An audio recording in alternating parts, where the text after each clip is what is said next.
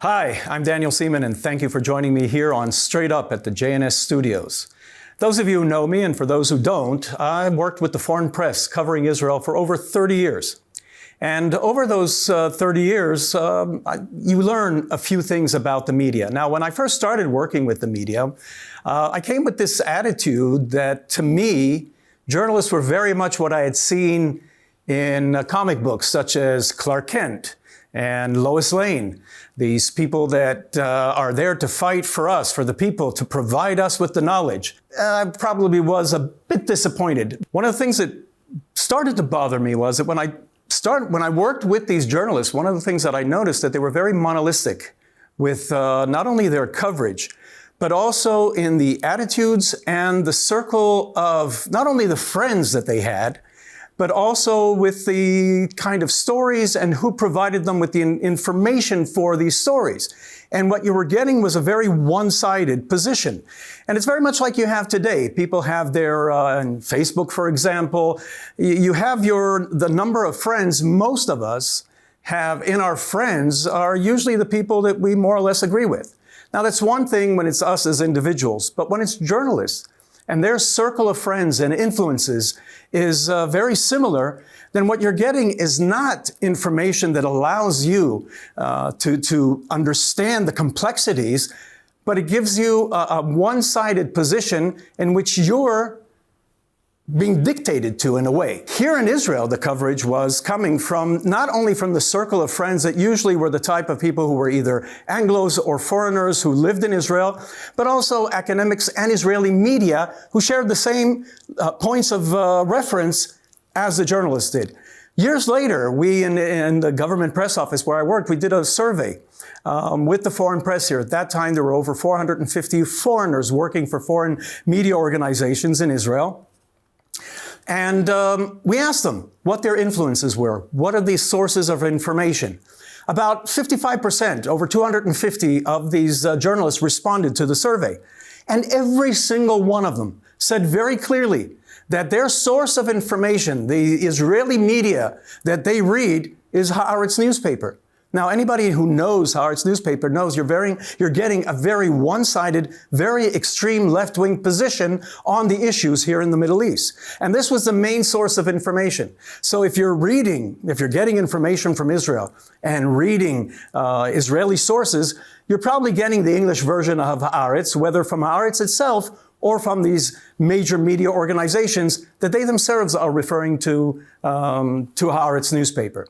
So what does this mean currently? Currently, you have a situation here in Israel. We're engaged in war, and it's been over a year and a half. Recently, you've had a rise in tensions in Israeli society. But is it really Israeli society? What you're getting here is an expression from the Israeli media, and you have a movement of people who are in disagreement with the government, and they're influencing the way the media covers events here. And just for example, let me show you a few of the headlines that you've been getting from Israel in the past few weeks. On YouTube, you're getting this headline: Israel military, in an open revolt.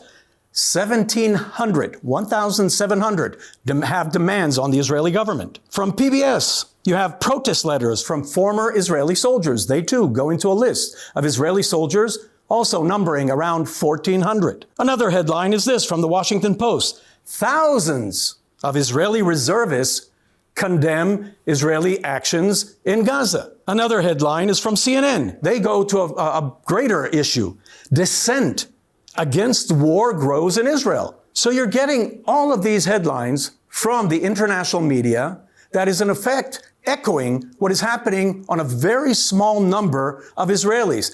Israeli media is covering this, but are there other messages coming across? Are there other issues that Israelis are dealing with?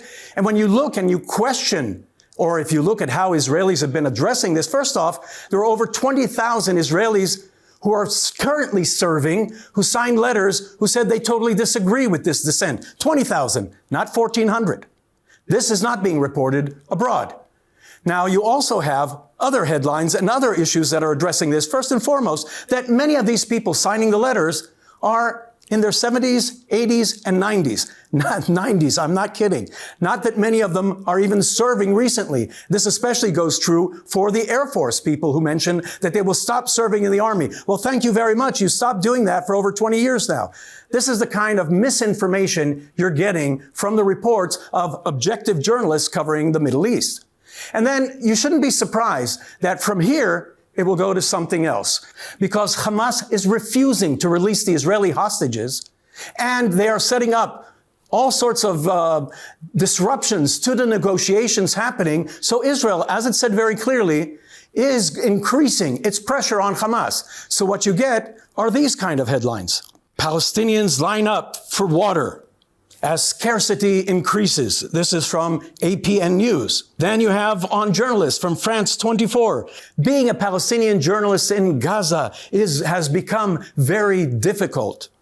And then you also have reports coming from the international media on UN, 20-some UN organizations that are saying the situation cannot continue in Gaza, and they're warning about the hazards of what Israel is doing. We've all heard the word genocide. They're not using this here, but they are using that there's a scarcity and that they are facing hunger, etc. But none of them will give you what the Arabs in Gaza themselves are posting on social media. Things such as this from restaurants and from others in Gaza, showing an abundance of food. Their restaurants are open. There is no scarcity there. And the Arabs themselves are parading out.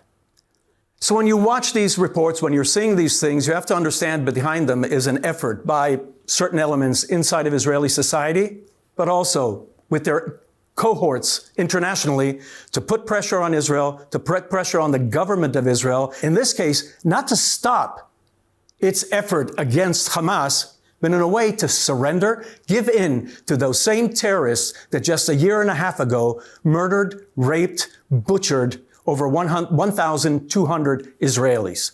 The Israeli population cannot accept this. You don't need the news headlines to understand that the population in Israel will have nothing to do with this. The Israeli population has made it very clear that over 80% of them, 80% of us no longer accept the idea of an Arab state or the two-state solution, an Arab state in the territory known as the Land of Israel.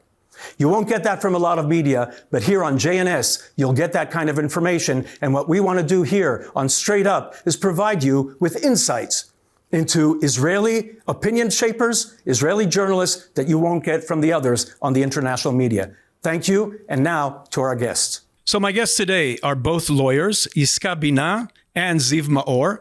Yisca is the director of the Movement of Governability and Democracy, deals with the rule of law in Israel, promotes the rule of law, and confronts judicial abuse in Israel. And Ziv Maor is the director of the news director of Galei Israel Radio.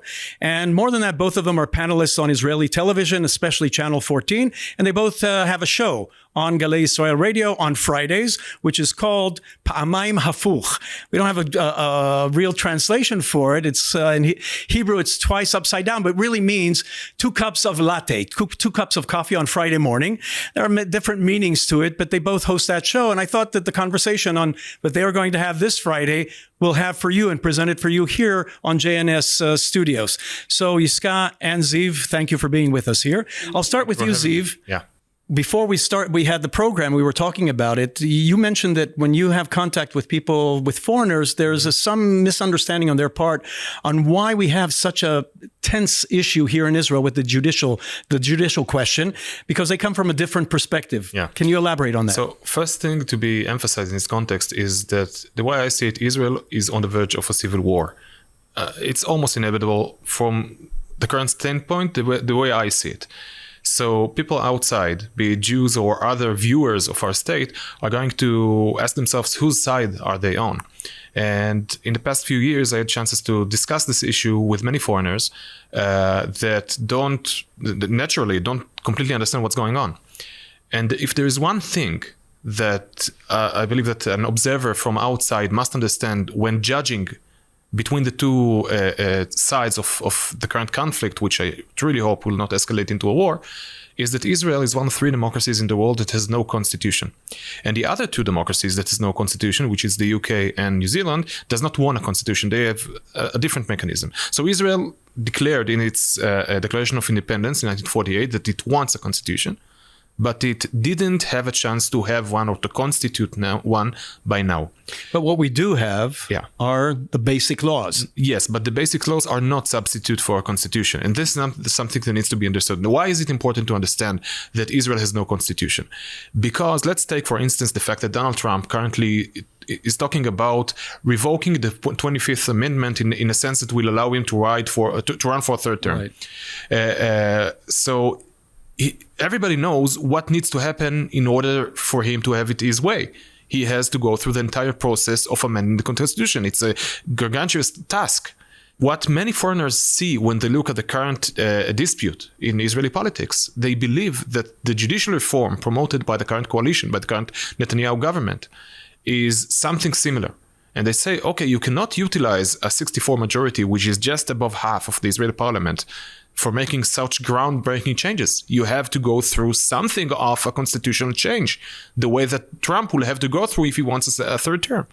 Now, we do not have a constitution, and we do not have the mechanism baked into it as to how to change the government structure of Israel. We do not have that.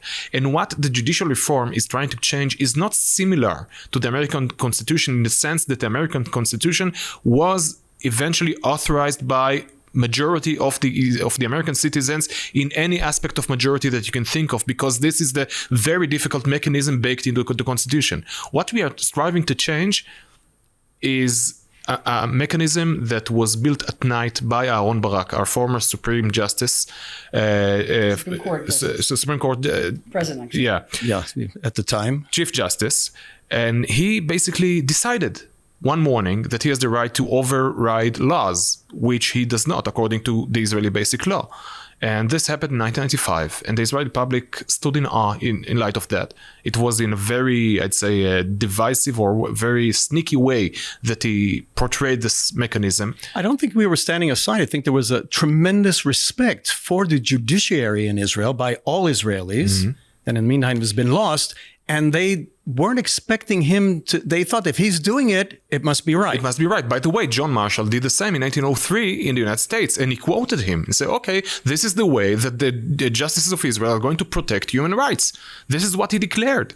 And it took 3 decades for the majority of Israelis to understand that this mechanism of overriding legislation is only being used to serve one way or one side of the political spectrum. Okay, before we get into the politics of it, Yisca, you're the head of the Movement for Governability and Democracy, and this is the first organization, and I have to admit that I worked with them as well a few years ago, that started over a decade ago, longer, 13 years, I believe. You were the first ones to identify this. Simcha Rotman, who's now a member of Knesset and the head of the Judiciary Committee, he's the one and they started addressing this even before Israelis understood what is happening. Now, we all know what is happening. What is the organization addressing today? What are the main issues? The method of the Supreme Court is to rule the people without the people knowing that they're being ruled by the Supreme Court. Meaning they're playing behind the scenes? They're playing behind the scenes. They're using their tools. They are conducting hearings that refers to the national security of Israel. Things that they're not supposed to deal with. Things that they're not supposed to deal with. And in any category, in any other state, no other country. There is no other country that we know of that the Supreme Court decides on the issues of the national security. And the thing is that we've come and built a country after 2,000 years of diaspora, and we came from America, we came from England, we came from North Africa, and the thing is that we need to talk to each other. Mm-hmm. We have a lot to discuss. All the Jews that came together and gathered here in Israel and built a state. And the fact is the Supreme Court decides and enforces his values, his points of view. Not only it imposes exactly, those values. He imposes the values, and we are not having any discussion. Everybody is afraid of each other. And actually, I think that the judicial reform his goal was to just let us, the people, decide our goals, our values, our national security. Let us build this country without a tiny and minority of people that decides for everybody. But here's the question: we call it judicial reform. Is it really reform, or do we want to go back to what it was supposed to be, what the legal system was supposed to be? It is a reform in the sense that it modifies the system that was designed by the current judiciary and the civil servants that work with it on its side against the will of not only the Israeli public right now, but also of the founding fathers of the country. For instance, before the State of Israel was founded, David Ben-Gurion, its founder, its most prominent forefather, had committees before the country was founded that were ordered to design the various systems. So, for instance, the instruction that the Judiciary Committee of this such had, the design that it had for the legal system or for the prosecution system is for the AG to be a minister, to be elected to the Attorney General, to be a minister, to be an elected member in the government, in a system very similar to what's going on in the UK and in some states in the United States and in many other democracies. This is the design that they had in mind. For various reasons, this is not what eventually happened. So the system developed in a chaos, and it somewhat consolidated in the past 2 decades, not because it was masterminded by public elected, by people who were mandated to do that, but because people behind the scenes manipulated various decisions, and suddenly we wake up and we see a system in which the public is entitled to elect a prime minister, but the public choice is subordinate to the decision of non-elected judges, which is something that you don't have anywhere in the world. And here, Yisca, we remember, just about 2.5 years ago, we had another government led by Bennett and also by Lapid at the end, and especially Lapid, who comes from the same, I would say, quorum of friends of the Supreme Court, and he ignored the Attorney General's order or directives, right? And he did things. And you didn't have this kind of uproar in the Israeli media and in Israeli politics. Well, I think it's very important to the people to understand that this issue is not a judiciary or something that even come close to law, rule of law, or something like this. It's not. It's totally political. It's totally about the identity of this nation, identity of this state. This is what the conflict is about. I think the sooner the people understand that the other side is only using the judicial tools to actually fight his enemy. I won't say enemy, but competitive. Oh, they call it enemy. So, you don't want to use that terminology. Yes, but it's important to understand it's only being used, the judiciary and the judicial tools only being used to this battle, to the political and the identity conflict in Israel. Right. This fits into the opening to the show that I mentioned today, that the fact that all the international media are quoting a letter of 1,400 Israelis who are opposing the war. So this is very similar in that sense. You're using politics and presenting it as being something else. They're not 1,400 soldiers that are opposed to the war. The majority of the public are not against continuing the war. And just the same way with they're all old people. Right. Really, old people that presents a minority that doesn't represent the people, because the people of Israel wants to fight, wants to...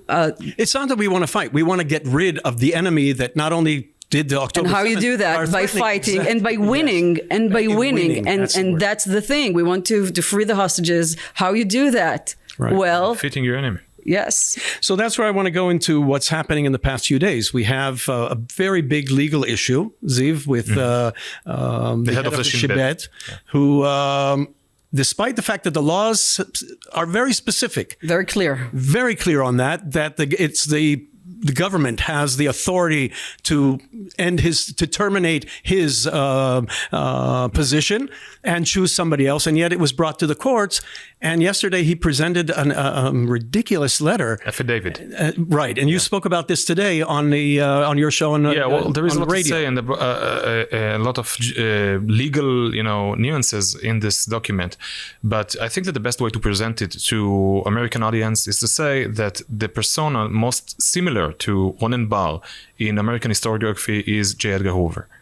J. Edgar Hoover, who utilized the immense resources of the agency he directed for his own political and personal agenda.